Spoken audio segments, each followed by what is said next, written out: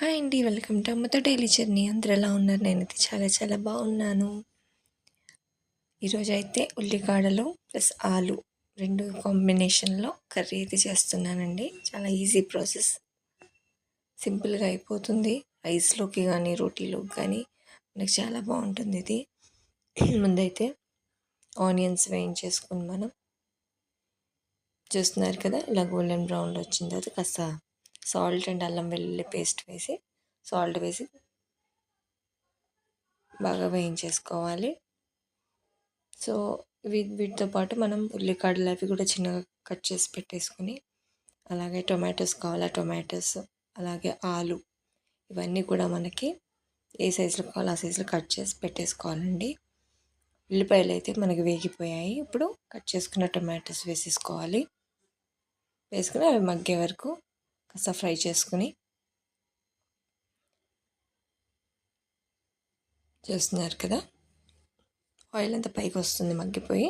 So ఇందులో ఇప్పుడు మనం కట్ చేసి పెట్టుకున్న ఉల్లికాడలు ఏవైతే ఉన్నాయో అవన్నీ కూడా మనము ఇందులో వేసేసుకోవాలి. ఇప్పుడు చూస్తున్నారు కదా, ఇలా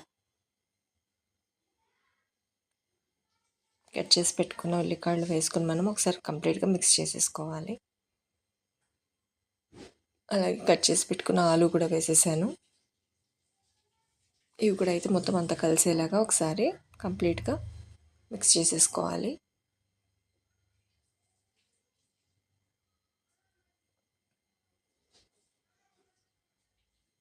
ఒక 2 మినిట్స్ అలా మగ్గనిచ్చేస్తే మనము ఇప్పుడు ఇందులో పసుపు, కారం, గరం మసాలా, ధనియాల పొడి ఇవన్నీ వేసుకొని కాస్త మిక్స్ చేసేసుకోండి.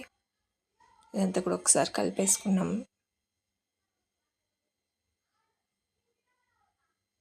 చూస్తున్నారు కదా, ఇదైతే ఒకసారి ఒక 2 మినిట్స్ మనము మూత పెట్టేసుకుందామండి.